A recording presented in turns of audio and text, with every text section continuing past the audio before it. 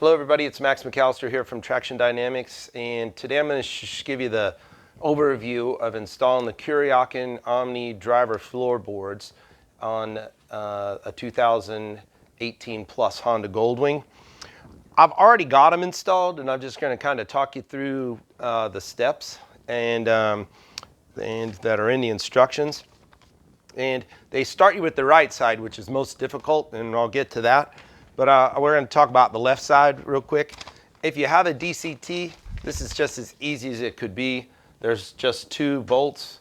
You take your stock peg assembly off, it comes off. You're going to put the Kuryakyn part up and bolt it into place.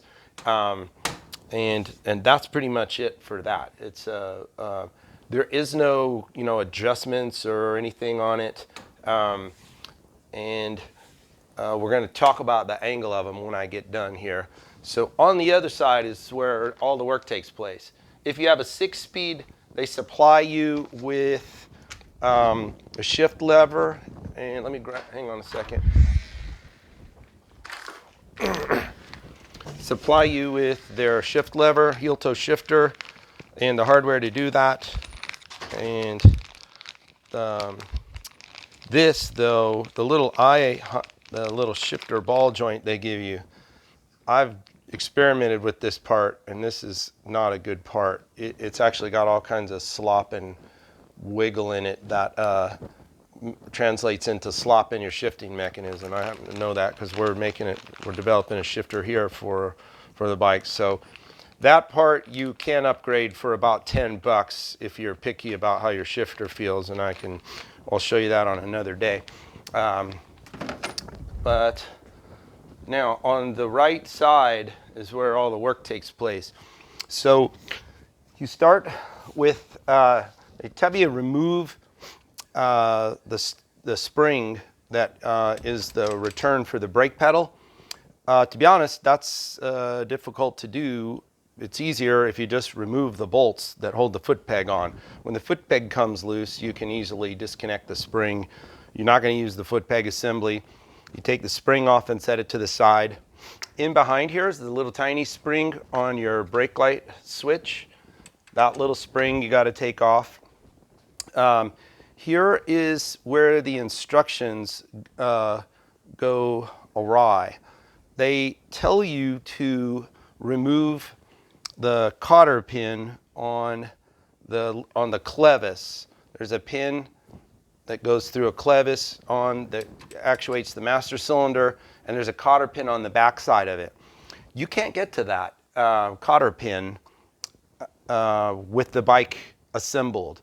So you actually do have to take the peg loose, flip it up, and then you'll be able to get to the cotter pin and squeeze the cotter pin closed and pull it out of its bore and pull the pin out and then take the peg off. So just note that in those, they've got the steps mixed there, and you can't do it the way they say to. The next part is you take off the little clevis from the master cylinder, and they have an extended one. There's a whole step missing there and instructions they don't give you. There is a roll pin pressed through the shaft of that as like a super crazy ultimate, safety device, like that clevis could unwind itself and fall apart. It's completely, totally impossible. It could never happen.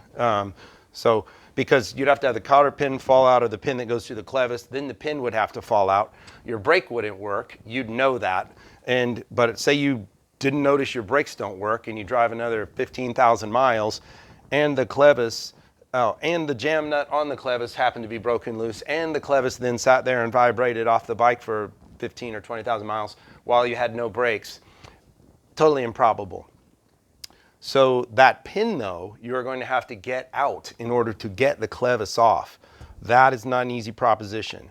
So with a pair of channel locks, it's a roll pin in and out one side of the bolt. Push down until you get it flush with a pair of channel locks or pliers. Push it, force it until it goes flush. Then if you're not likely to have this. You're going to need like a very fine little punch. And let me try and tell you what size the punch you're going to need. It's a miracle I had one even. Is like a 1/16 of an inch, a 1/16 inch punch. And then from there, you're going to hold it down on it and tap it out gently because, you know, that's the actual shaft that goes into the master cylinder, so you don't want to beat on that. And plus, this is so spindly, if you hit it hard and really just wail on it, it'll just fold over. So ask me how I know. But if you get through that, don't worry about that roll pin. You don't need it ever again. Then you can unthread this clevis, thread the new clevis on. Now, if you take a look in here, to get the pedal in a decent location, I actually had to bottom the whole thing out. So I'm not sure, I just put their parts on because that's what was supposed to be there, but I'm not sure the extended clevis is totally necessary. So there is no adjustment left here. I've got the clevis screwed all the way onto the bike. If you have it backed out at all, this pedal starts coming up, like way up in the air. So this location I've got it is actually quite nice. Your foot sits here. You can get a good push on the brake pedal. So assembly is the reverse of disassembly. You know, when you get back, you can put the little spring on the brake light. You will also end up taking virtually or all the threads and all the slack out of the brake light switch. So this bike is not assembled enough for me to actually set that. But it looks like pretty much all the threads will be gone because just to get tension on it and get it to pull. Here, come and look, you can kind of see in here all of these exposed threads, and there's no threads down here. That's because I've had to adjust that all the way down just to get, you can see it pulls on the switch now like it's supposed to. Now, all that being said, when I got it fully assembled, the two pads don't sit level with each other. They're off by a degree. Now, I would feel a degree of twist between my floorboards if I was riding a bike, and I want them to be matched. Now, in just the routine world of assembly, if you're good at assembling things, you'll find the way that they would normally bear weight, let them settle into that position, and then tighten the hardware. That's just a good habit to be in for assembling things. So these pads would normally be rotated forward. If you do that, this pad's, the right-hand side sits 1 degree lower than the left-hand side. Now there's a lot of mechanical slop that you can move it around before you tighten the hardware. So the left side being higher, even with all the slack out of it, I opted to raise the right floorboard slightly in the mechanical slop and tighten the hardware there. I can't predict if that'll ever settle on the owner or not. If it does, it is what it is. There's nothing that can be done about it. It's just in the product. But and they don't have any adjustment for that. So I believe it'll hold. But if it doesn't, it is what it is. So if it slips under the heads of the hardware. So anyway, that was the only, as far as these floorboards go, that's kind of the only defect I found in them. They seem quite robust, and they look really nice. So I really dig the look of them. The head of the brake pedal has a flange bolt, not flange bolt, I've lost my brain right now, but panhead style bolt.